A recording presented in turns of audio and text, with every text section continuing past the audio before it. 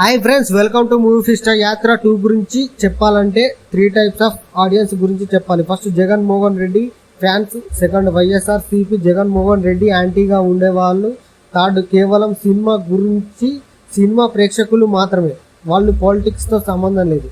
ఒక మంచి political drama చూసి వచ్చాము అనిపిస్తుంది.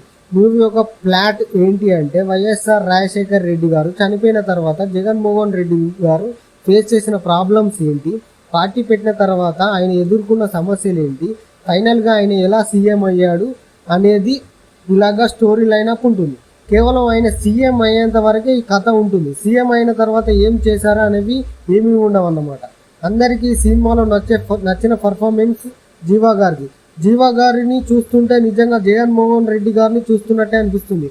కంప్లీట్లీ ఆ రోల్లో ఇన్వాల్వ్ అయిపోయాడు.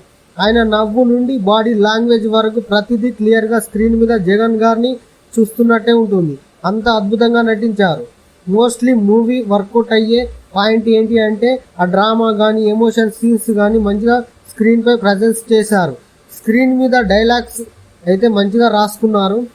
ఇది అయితే బాగా వర్కౌట్ అయ్యింది. ఇక సంతోష్ నారాయణ గారి బ్యాక్గ్రౌండ్ స్కోర్ కూడా ఈ మూవీకి వన్ మోర్ ప్లస్ పాయింట్ అని చెప్పాలి.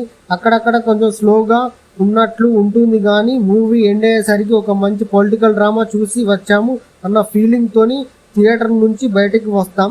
స్క్రీన్ మీద ఫాదర్ అండ్ సన్ బాండింగ్ అనేది, ఆ బాండింగ్ని చాలా బాగా ప్రజెంట్ చేశారు. ఇక పర్ఫార్మెన్స్ విషయానికి వస్తే ప్రతి ఒక్కరు వారి క్యారెక్టర్లో మునిగిపోయారు. అలాగే ప్రొడక్షన్స్ వాల్యూ కూడా ఎక్కడ తగ్గకుండా చాలా బాగా ఖర్చు చేశారు. ఫైనల్గా ఏంటి అంటే, ఇది ఒక మంచి పొలిటికల్ డ్రామా మూవీ.